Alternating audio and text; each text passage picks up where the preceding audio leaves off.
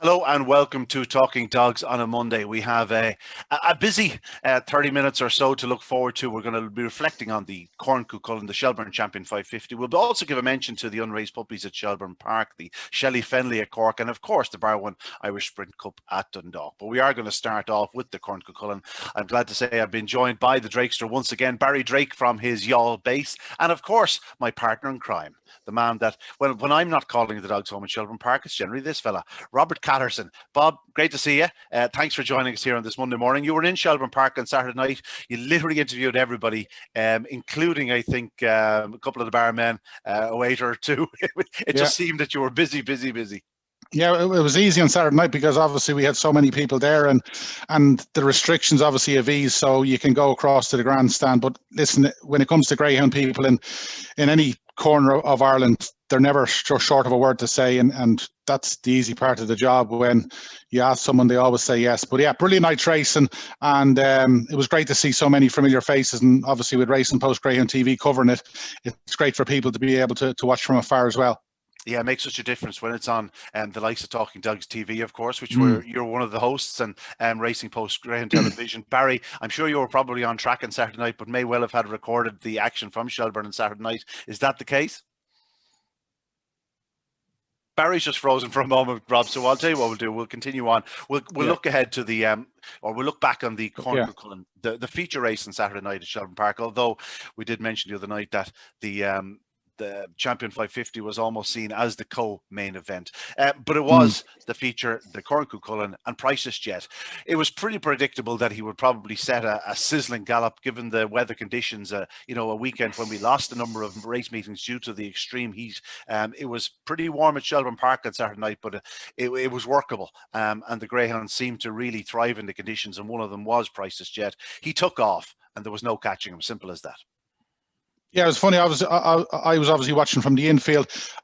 I didn't think he got away as well when I watched it, obviously in real time. But then I've obviously watched it back, and he flew out. He got around in second, but when he got round in front, you're wondering, right, what is turn second? And when we saw Buckos Brandy turn in second, we were like, right, here we go, full circle to go. It was nearly a carbon copy of the week before, but the big difference, and I think you sort of were suggesting it during commentary, at the fifth bend, she wasn't really closing, and she didn't close around the top two bends. There's no doubt about it. And I think Paul Hennessy said it to Julie Collier when he was talking to her earlier in the week.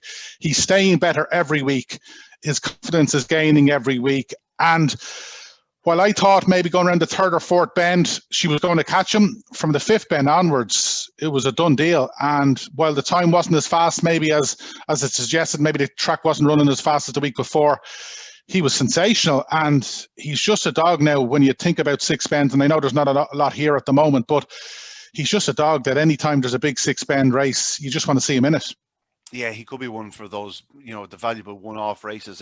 He will step back to four bends. The confidence he's earned over the last few weeks will certainly stand to him. Barry Drake, were you watching the action from the track, or were you at home? Obviously, Price's Jake was just simply too sharp for them. Or Price's Blake, yeah, he sure should was. I say? Yeah. I was watching at home. I was in Corrine Park on Friday night, and I was at the sales in Corrine Park on Saturday morning, which were very successful once again. But in terms of the performance, it was top class and a very popular winner. We spoke on this podcast last week that in front early is often the place to be, and that certainly was the case on Saturday night. And if you were a supporter of Buckos Brandy, I think you would have been very happy with her pitch going around the opening turns. But in fairness to Priceless Jet, it was another fantastic display, and he was ultra consistent as well in the competition. And there was no getting to him on Saturday night, and it was his night. And looking forward to seeing him in action again. Obviously, he'll be aiming at the Irish Greyhound Derby, but it was a night to remember for all connected with Priceless Jet, and a very deserving winner. His splits during the competition, prior to the competition, he did a 13.89. We can forget that. He was fourth on that occasion on his six-bend debut, but he showed enough promise in that run. But the following night, in the opening round of the Corn Cuchulainn, 13.68. The second round, he did 13.38. And then the final and the semi-finals, he posted an identical 13.44. Like, that is absolutely sizzling stuff. Just a point there about Buckos Brandy. To the eye, it looked like she was as close. But if you actually look at her sectionals, she was almost 4 lengths slower to the section line on Saturday night than she had been the previous week. I think she had been actually a touch closer passing the stands, but Price's Jet put the afterburners on, went the 8 clear the previous week, but then was picked up. Whereas last week, he probably got to the 8 lengths quicker. He may have gone 10 lengths clear at one point. He still wins comfortably though by 5. I think it adds to what you were saying there, Robert. He was staying better throughout the competition. I know his time isn't as fast, but conditions at Shelburne Park on Saturday night, I don't think it was the track that wasn't running as fast. I think it was just so sticky and hot and humid. It was just one of those evenings where,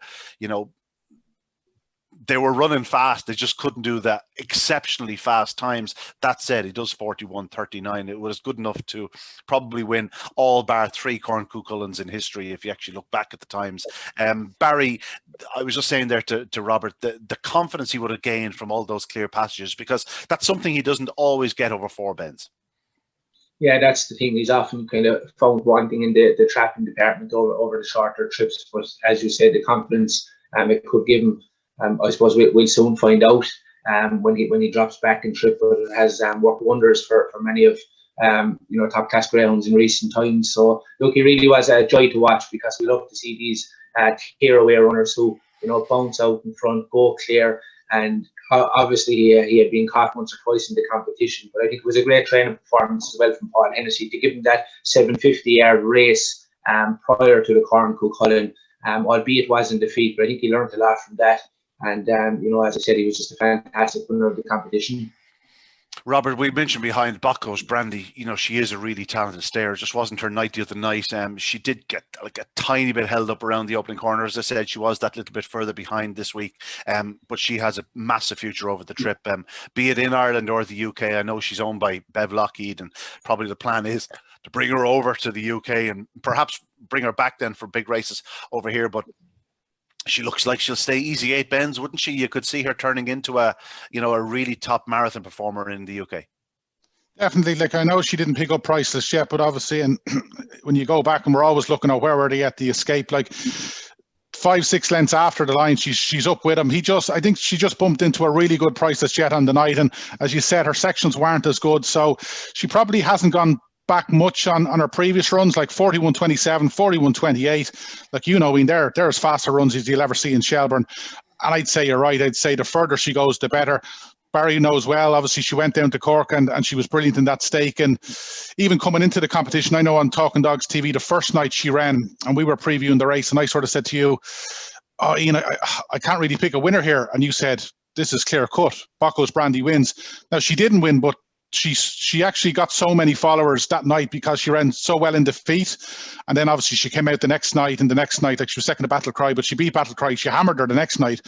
She's a proper prospect. And as you said, if she goes over to the UK, you could just see her mopping up. Yeah, mopping up. Certainly over a stiff 6 bends or an easy 8 bends for the start, and I think she will stay further in time. Of course, it was a 4th Corn Cuchulainn victory for Paul Hennessy. It's a fair achievement. It's a hard enough competition to win it 4 times. Robert is something else, and Susan. I know they've won so many derbies, and they've won Champions Stakes, they've won Easter Cups, they've won, you name it, they've won it. But you could just tell by them how excited they were by the run. Absolutely. And like, you think now, like, as good as Paul Hennessy is, and he was probably dominating greyhound racing when he was winning those Corn Cuchulainn, but it's just so competitive now. I think they know better than anybody that if they can, any big competition they can bag these days, it's brilliant, because it's just so hard to win these competitions. And this lad, like, we know how good he was. You remember he won the first night of the Shelburne 600. I thought he'd win that competition. Obviously it didn't happen to him. Then he went over to Toaster. Like, a lot of greyhounds, they step up to 6 bends because they can't really perform against the best at 4 bends, but this lad can. He's got everything, and it's going to be fascinating now that he's got this win under his belt, or these wins, and he's in trap 6, and obviously they'll go to the Derby. It's going to be fascinating to see how he gets on, because if this lad is at his very A game every week at the Derby, you're going to do well to keep him out of the frame. Yeah, Kevin Hennessy actually texted me after as well. What do you think of that? What sort of time would he have done on 550? And he sort of then asked, boys, Champions Stakes or Derby, and I said I'd go Champions Stakes. He's flying. You know, it's 2 runs. You might get another big victory on his card, whereas he's probably going to meet something too sharp for him over 550 yards. Some night he's going to get knocked out. But just the Champions Stakes 550, the 2 runs probably suit him. Barry, just looking behind them again, Burgess Elite ran another very credible race. It could be his last start for Sheila Spillane and JJ Fenley. I know they've had huge interest. Yeah, that's right. Look, he's a ground that often, just struggles to get that clear passage. And in fairness to him, it was another brave performance to finish third. He's obviously got a big future ahead, and I believe that will be his last race for Sheila Spillane and JJ Fenley. I think the deal was what was done on Saturday. I was speaking to connections at the sale, so hopefully we'll be seeing him on the UK scene. There's so many great staying opportunities across the pond, and they're big fans of their staying races over. So I'm sure he'll have a nice fielder. Himself and Buckos, Brandy mightn't have to wait all that long to beat again. Ballymac Kingdom, the defending champion, was 4th, and Ballymac Wisdom was back in 5th. Ballymac Kingdom, he turned 3rd. It just wasn't meant to be the other night. Took a bit of a bump off the second bend, and Battlecry finished last. But, it really was a wonderful competition. It was a wonderful final. It just so happens that it was won in a procession, the actual decider itself, Robert. Yeah, and like we were building up the final to be a great race, and on paper it was a great race, but you always want, from a neutral point of view, you always want a great winner, and this lad was a great winner. Like some people had their doubts about him. Was he as good as connections thought? And obviously the first night he got beaten over 750, and we were saying, oh, maybe this isn't the trip for him, but he got better every week, and like he was brilliant the other night. And as good as Buckos Brandy is, she just never really could get with him. And like yourself, Ian, when you're commentating as well, you love to see something special. And like you've said it, there's not too many Corn Cuchulainn winners who've bettered 41.39. And I'd say now in a few years' time, we'll look back at this lad and say, geez, he really was a good winner to Corn Cuchulainn on the night. Yeah, I think don't have to wait too long to be saying that. There was another special winner on the card, and that was Deadly Destroyer in the Champion 550. Gentlemen, you're both more than familiar with Carl Ramsbottom. Barry, I know you did a podcast with him. Robert, he's a staple of yours when you're Racing Post TV. Where's Carl? Let's just talk to Carl first, get that out of the way, and let him talk. A very popular winner with Deadly Destroyer, of course. Gary Hannon and Carl have a great relationship. They've owned plenty of good dogs together. Carl's trained plenty of good dogs for Gary Hannon, and this Deadly Destroyer is one of them. I keep harking back to his run of the opening round of the Produce Stakes when he did 28-28, and that night, about 5 or 6 dogs in identical sectional to that third bend, a Deadly Destroyer went 6 or 7 lengths faster than most of them at the winning line. He's very, very strong. So when he hit the lids, went round in front, forget about it. Of course, Ballymac area was the red hot favourite. Just wasn't meant to be. She stepped in at boxes, hit Stories Pee-wee. She didn't actually come away badly at all. She came away well, but straight into a big dog in Stories Pee-wee, and that was her goose. She got done again off the second bend. Just wasn't meant to be. But Deadly Destroyer, a superb winner. And Carl Ramsbottom, Robert, a good friend of all of ours, a deserving winner. Absolutely. And it was funny, last Saturday night was the first night I didn't interview him before a race. No, not for any particular reason, but just like a lot of the time you'd see him in the car park, oh, Carl, will we have a chat? Yeah, no worries, Robert. And I just didn't get to speak to him. So when they were coming on parade, I said, I think we might change tack if this lad wins tonight. And he goes, yeah, you'll be talking to me after.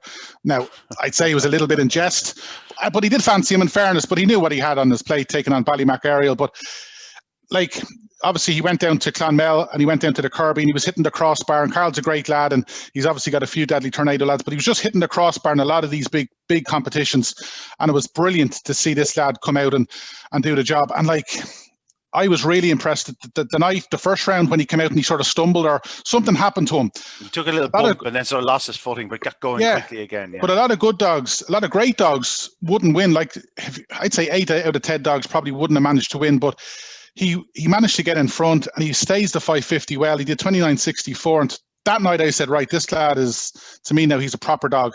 We saw it the other night. We didn't get the matchup that we were hoping, but listen, she would have had to be on her A game to beat him because he was just sublime. Yeah, he was electric at boxes. Barry, you're more than familiar with him, of course. He won the Unraised stake down at Curraheen Park. On that occasion, he beat another Liam Dowling hot pot, Ballymac Cashier, who's since been retired. But from the start, he's been talented, but I think he's come forward even since those days. Yeah, definitely. He won that final beating Ballymac Cashier. I think it was in 28-32. That was the final of the Dennis Linehan Solicitors Unraised stake, which is turning into quite an Unraised stake now. Of course, Tremana Bucko was such an impressive winner of it a couple of weeks ago. But yeah, look, it was a powerful display, and in truth, it was over after a couple of strides, because once he got that absolute flying break in front, I don't think it'd be very hard to come from behind him, because he's such a classic tracker. And in fairness, look, we've been talking about him over the last couple of weeks, and he's a greyhound I could see maybe going to a final of an Irish Greyhound Derby. And if you get to a final of an Irish Greyhound Derby, we all know anything can happen on the night. He might be a greyhound that can go out and do 29 seconds, but you can win Derby finals 29:40, 29:50. He's a very, very fast greyhound, 29:36 the other night. Carol is a colourful character, and I was just laughing there. We were actually up in Shelburne Park one night. Rob was interviewing him for Race and Post Greyhound TV. I was interviewing him for social media. It was like we had him lined up. But yeah, look, that's what it's all about. We've got so many colourful, great characters within our sport, and it's always great to hear him speak, whether it's on Race and Post Greyhound TV or on social media like that. The passion shines out through him. And even the Donna McLean, who spoke with Rob Catterson on Saturday night, I've been trying to get him on a podcast with a couple of weeks, and I know that he's had the prep run. Maybe he might come on the podcast, because they're a family that eat, drink, and sleep greyhound racing. You know what I mean? It's 7 days a week. It's non-stop. And funny. We've been talking about the stayers. They're a family that eat, sleep, and drink stayers as well. They love staying races. Yeah, exactly. Yeah, look, we've got just unbelievable people within our sport. We're so lucky to have them. And, it was another fantastic night on Saturday night. Well done to Carl Ramsbottom and his family, of course. His father celebrated his 91st birthday as well, and it was a fantastic interview. Look, and it was great to have it on Race and Post Greyhound TV, and a fantastic production. So well done, lads, on that. Always great to watch. Yeah, going back to Deadly Destroyer, 3:36, Robert. He'd done 3:41 the previous week. They're keeping him over the 550-yard trip, no doubt about that, whether it be the Champion Stakes or the Derby itself. Now that he's found his consistency at boxes, it'd be an awful shame to change him away. So I'd say you'll see this fellow over 550 at Shelburne Park for, well, a lot of the remainder of his career. 29:36 the other night. You could probably take 15 or 20 off that from the previous week, given the weather conditions. He's bang there in the Derby picture. This is a greyhound that's really going places. Yeah, because the first night, I was going down to get a glass of water, and Carl was there, and I hadn't seen him in a while because, he hadn't been to Shelburne in a while.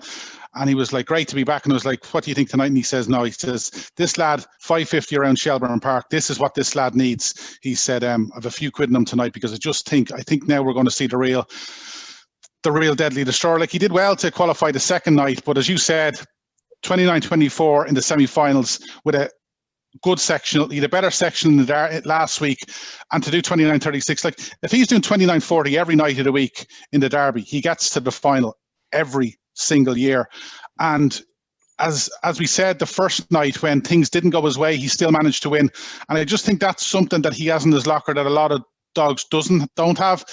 Even when it doesn't go his way, he could still get through, because he stays it well as having that early pace. And I would definitely have him on my shortlist if I was having a bet on something for the Irish Derby right now. Yeah, I think that could be said for the three of us. You were mentioning there his father at 91 years of age. Billy had actually been at the track the previous evening for the Unraised stake. We'll give that a brief mention a little later on. Barry, I know you were saying you were down at Curryheen Park. The Shelly Fenlia kicked off on Saturday night. Always a great event, and a couple of very, very, very recognisable names winning. Amazing Alice, of course, living up to her name, and of course Billy's Diva, one of the very fastest in training. Yeah, that's right. Look, it's always one of the highlight on the racing calendar at Curryheen Park, and it was great to see so many talented trackers on show. Billy's Diva is no stranger to big race finals, and as we said last week, this looks like a slight drop in class for her. So she'd be fancied to get the job done. It was a great performance overcoming the tricky track number 6 draw on Saturday night. She ran out a great winner there for the Kennedy family. Touched on amazing Alice, another really, really powerful performer.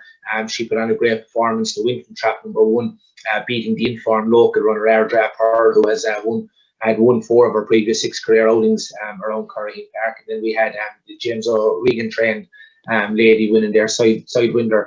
Who was very impressive as well, and she's really a young puppy. Should be more to come. So yeah, some top class performances. Sidewinder, you're not familiar with your snakes. Yeah. You're not familiar with your snakes. Sidewinder, tell us about her, Barry. She's only in October 19. She's clearly going the right way. That was just her bear with me. That was only her 6th career start. It was only her 2nd win. But to do 30 seconds around Curraheen Park is no mean feat, considering the other 2 bitches only did 29.90. You know what I mean? It obviously wasn't conducive to fast times on Saturday. It was so hot and sticky. No, definitely not. And I thought the same on Saturday morning for the sales trials. Some of the experienced trackers were slightly behind on their clock, and that was certainly the case on Saturday night, because in fairness, Ardra put on another great performance in defeat. She had clocked 29.55 the previous week. James O'Reilly, don't know much about him, but I've been following maybe a couple of these greyhounds in recent results, and they seem to be doing very well. So he's obviously a very, very talented trainer based down in the Tralee area. So there's no doubt about that. They all know their time. They all know the time of day down that direction. Judging by your comments there, I think James can expect a phone call for a podcast in the near future, especially if Sidewinder does something special in the Shelly Fenlia. He's on the list now. Definitely, yeah.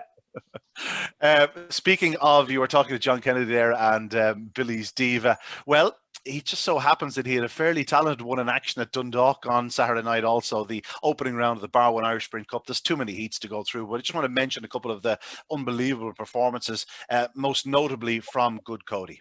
We saw this fellow win the Produce Stakes, and he looked as talented a greyhound as there is in the country, posting those unbelievable third bend sectionals. I know the sponsors went up a big price about him for the Bar 1 Irish Sprint Cup. I couldn't get there, I'm afraid. I didn't have an account with them, and I couldn't find anyone that did. But Good Cody, duly obliged in 2092, his first sprint start, and he does 2092 around Dundalk, Robert. We don't see that too often. That's a pretty special run from a potentially very special greyhound. Absolutely. Out of curiosity, what price was he with the sponsors? He was about 18 to 1. Yeah, because you said it on Saturday night, you were raging. Yeah, I was raging. Still am. yeah. But yeah, listen, as you said, he was we obviously knew him from what he was doing heading to there.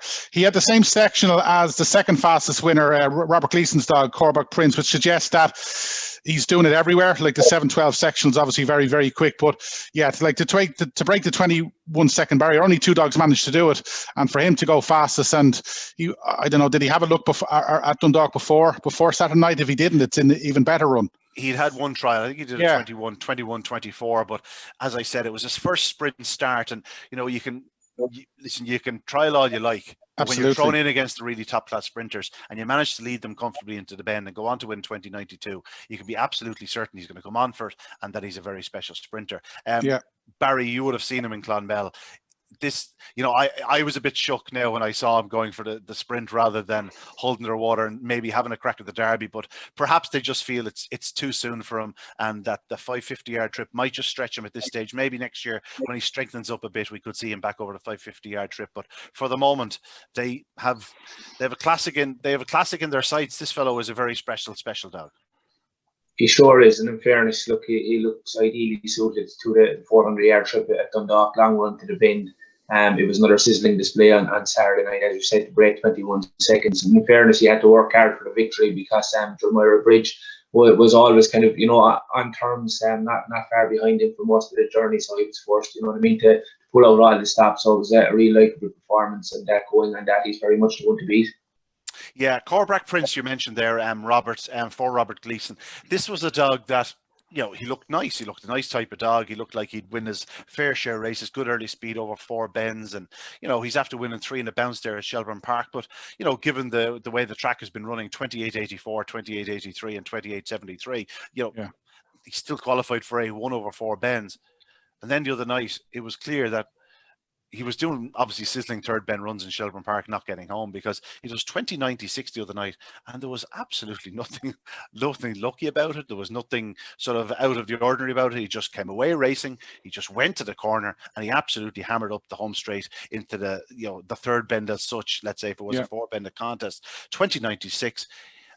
I'd say they were pretty surprised, but also pretty delighted with themselves. This is potentially a very, very special sprinter also.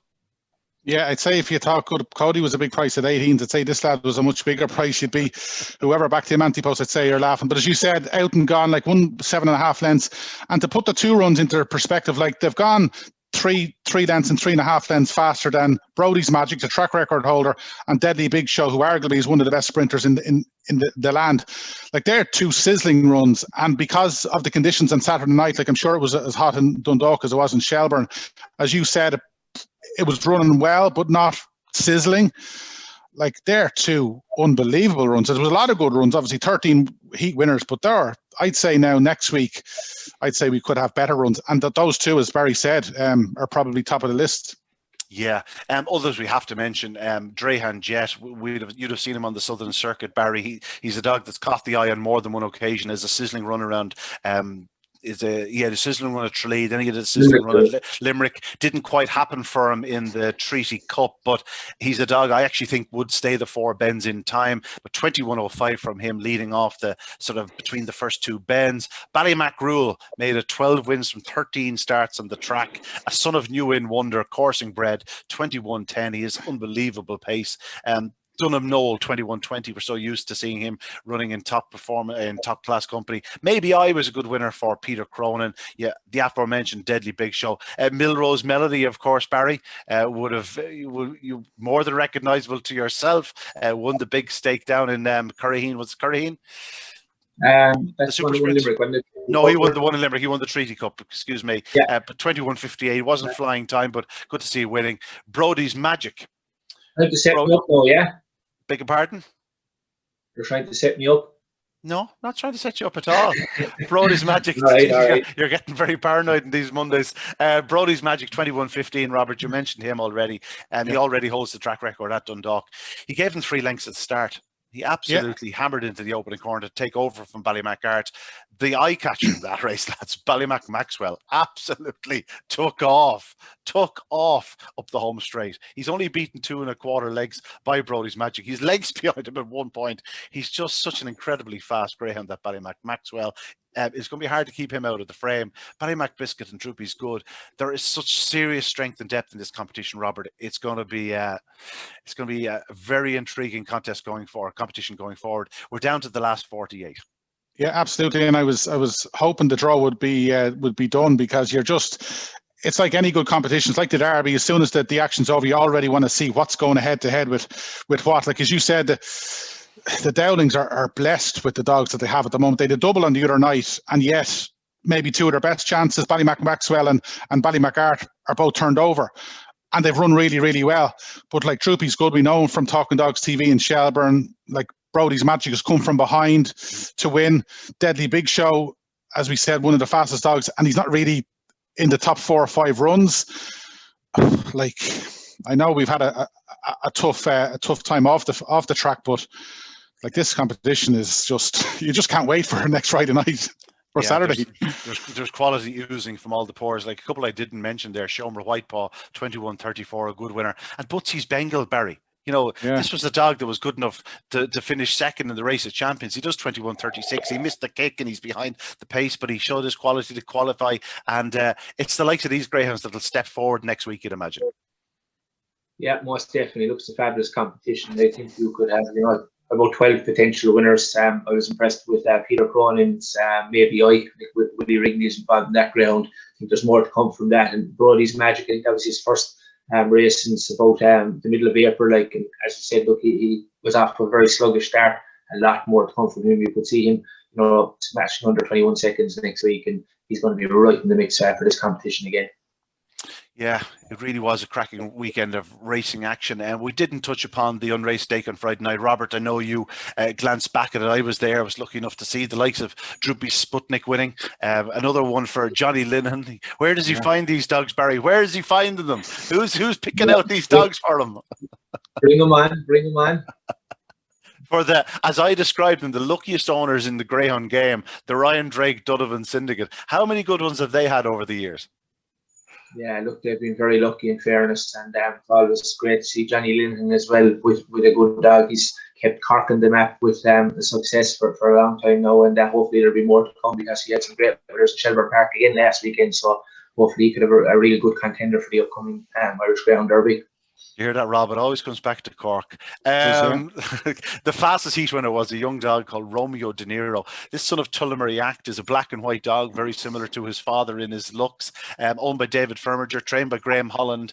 He's a January 20.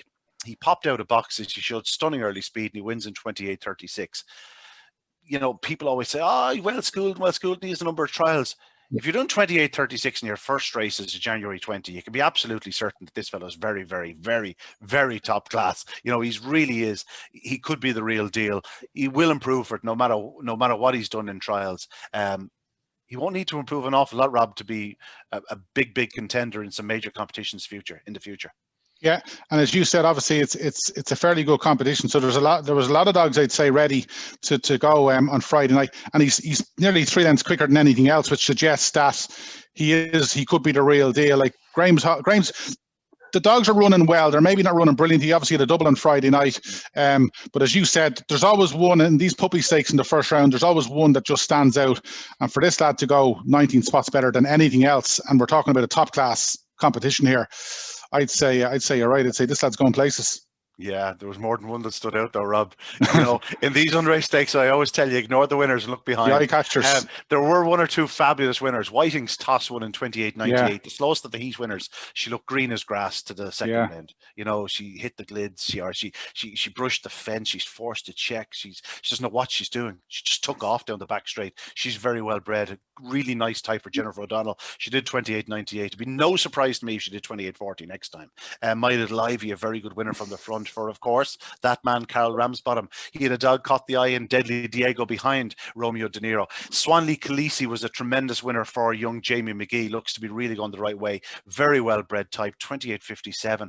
Really charged clear up the home straight. And then Rahel Podge, a second winner for Graham Holland, 28:79. Very quick away, always led. A couple I didn't mention. Coulivanny Calvin for Mark O'Donovan. This fellow is hugely fast. He was only third. He beaten 18 lengths in a short head in 28:57. He's doing 29:14. Genuinely, if he hits the lids the next night, just don't be surprised if he goes nearly a second faster. He showed unbelievable pace. And one more that I just want to mention. Droopy's Gloss was third to Romeo De Niro, beaten 6 lengths and a half lengths. She had qualified in 28:49 for Myrtle. She's very young. She's very well bred, but she is clearly one that is going places. She was lost in the early stages, didn't know what she was doing. You can see she's green as grass, but she absolutely hammered home. She's one to keep an eye on. Barry, we lost an awful lot of racing over the weekend due to the heat. Obviously, it's going to stack up the calendar a bit. We'll be busy. We're going to be busy for the next week or two.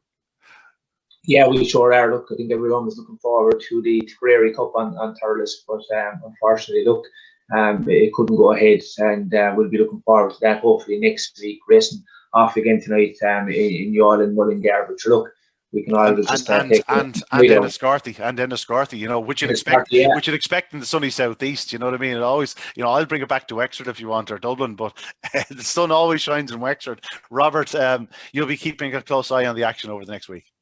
Absolutely, sure. Listen, the Champion Stakes semi-finals this Saturday is in Shelburne. We've got obviously the final on Racing Post Greyhound TV the following Saturday. Like just on the Champion Stakes scene, obviously there's a week gap obviously between the Derby. They used to run straight in. Ideally, would you like a dog to be running the Champion Stakes if he has a big Derby chance, or like you said, Priceless Jet maybe goes for the Champion Stakes because he might find 1 or 2 too good in the Derby? If you had a top dog, would you go Champion Stakes and Derby, or would you maybe give him a break? And because it's that very much depends how he's been campaigned up to this point. Sure, it didn't do Pastana any harm last year. No, he won the Champion Stakes, and he's disputing favouritism in the final. We know what happened, unfortunately, but it certainly didn't halt his gallop. Ballymac Cooper was in both the Champion Stakes and the Derby final. I think Billy might have done it back in the day, didn't he? Yeah, we've seen a number of dogs. The Champion Stakes Derby. I think Ardford Mick did it, and a couple of other dogs have done it. But I wouldn't be too put off about it. I do believe that with the English Derby just over, we'll be missing a few of the bigger names. I'm not saying it's going to be an easy one competition, but it mightn't just be, quite as red hot as we've seen in previous years until we look at the entries on Wednesday evening. What was I talking about? Absolute rubbish, because there were an awful lot of fast dogs that were left in Ireland that will be aimed at it. I know if I own Dramana Bucko, I'm surprised he didn't run at Shelburne Park or trial at Shelburne Park on Saturday night. I'd be tempted to throw him in and see how he handles it before the Derby, give him a bit of a look or two, because he's potentially very, very special greyhound. And just don't be surprised if something like Explosive Boy did turn up in it. Yeah. Because obviously Robert Pat had been talking about the Dundalk International, which didn't happen given the climate we're in at the moment. But if he was thinking about running him in Dundalk on July 12th, like maybe he could consider running him in Shelburne Park on July. What are we talking? It's going to be the 24th. You never know. Yeah. You never know. I don't know. But all in all, it'll be a great competition. Barry, is there any dog that at this moment in time you're more keen to see in action again? Is there something that you're pinning your hopes to Derby Glory? Is there anything you've backed for Derby Glory? No, I haven't had a bit yet, no, to be honest with you. Look, I'd be excited about seeing Jermaine and Bucko in action again soon. I'm not sure exactly what the plan is, but look, he treated us to so many stunning performances around Corrine Park over the last couple of weeks, and he's a big talking dog down here in Cork, and he has been a talking dog for quite some time. As I said in previous weeks, he was posting some fantastic times around Youghal when he was in the trainership of young trainer Garrod O'Brien. So look, can't wait to see him back in action, and that is one that I'll be following closely for sure. Told you, Robert. Always comes back to Corrine Park, doesn't it? Always comes back to Corrine Park. Well, don't get used to it. He won't be around Corrine Park too much more. It'll all be Shelburne for Germano Bucko. Robert, anything you're looking forward to seeing most going ahead, sort of Champions Stakes Derby time? Yeah, just do we know what the story is with Pierno? We haven't seen him since the Shelburne 600. I might have missed the boat. It was on, no doubt, it was on Talking Dogs TV or Talking Dogs. Do we know what is he okay? Because he's a dog in the betting for the Irish Derby. He's a big price, and the way he ran in the Shelburne Open 600. If you're looking for a little bit of value, I thought a dog like him would go far. I can't wait to see Beach Avenue back in Shelburne. He just, as fast as he is and as good as he can run Toaster, I just didn't think Toaster was his track. No, I think Shelburne. He never gets the chance to build up his momentum. Going back to Pierno, the first dog I saw at Shelburne Park on Saturday night was Pierno. I was walking in the back gate to meet yourself for an interview, and there was Tommy O'Donovan with his beautiful looking black and white dog, and Pierno had been trialled, and he says he's absolutely flying. He says he had one race since the Shelburne 600. He found a bit of traffic, picked up a small niggle, but he says he's absolutely in great nick. And I think Tommy has always suggested that he's a very talented dog, but he just needed the penny to drop a little bit. He was a bit immature in himself, but I think we saw him develop into a proper greyhound in the Shelburne Open 600. If he continues to trap like he did in the final, he'll be a big player going forward. And then maybe the likes of a Derby, you never know. Even the Champions Stakes, perhaps he could be on the agenda for a dog like that, where you get a couple of good runs into him. As regards Beach Avenue, I agree with you. Can't wait to see him back at Shelburne Park. Gentlemen, we're going to finish on a very somber note. I just have to mention that Mick O'Reilly, a regular face at Shelburne Park, sadly passed away over the weekend. Mick, has had hundreds of dogs over the years, been a regular at Shelburne Park, and more astutely to Harold's Cross. He's always, he's one of the great exponents of Harold's Cross racing, greyhound track, and my condolences to his partner May. Mick was a real gentleman, a real character. He had a long stretch, in fairness to him, but his presence will be sadly missed both at Shelburne Park and, of course, the track that was formerly Harold's Cross. While he didn't have many champions in his time, he did manage to runner-up in an Oaks back in 2004 with Page 3 Girl finishing second to Legal Moment. So to all Mick's friends and family, my heartfelt condolences. A real character and a real gent. We'll miss him dearly. And just on that, Ian, I'm sure you touched it last week, but Patsy Merriman obviously as well. Of course. I don't know if you mentioned about. My mom would have obviously grown up in the same area as Patsy. I know he wasn't well for a while, but Jerry'd obviously be there every Saturday night. But like, they bred an awful lot of great greyhounds. And it's just sad, as you said, Mick O'Reilly was one of the greats, but Patsy Merriman, plenty knew, I believe, was a very big funeral, with obviously all the usual restrictions. But it's sad when a great of the game passes, and as you touched on, Mick was one of the best. Yeah, Paddy Merriman, funny enough, only last year I was lucky enough to award him the Special Merit Award at the National Greyhound Awards. And, Paddy, for all that I knew him, and you'd say hello to him and you'd chat to him briefly, he was shy, he was quiet, he just very unassuming. As I said in the obituary, he was never a man that demanded attention. But by God, when his dogs were on the peak form, his dogs did demand attention. Two great greyhound men. We'll miss them dearly. Sadly, we've lost too many over the last year and a half, and hopefully that'll halt, and we'll get a clean run of it now, because we're losing too many good people. Listen, folks, I hate to end it on such a somber note, but thanks again for chatting to me, my partner in crime, Rob Catterson. Pleasure. My partner down in Youghal when I do make the journey down, the drinking partner in the Keys, Barry Drake. I promise I'll get down there again soon. Well, that's it for Talking Dogs in this Monday evening. We'll talk to you next time. Next week, we'll be talking Champion Stakes.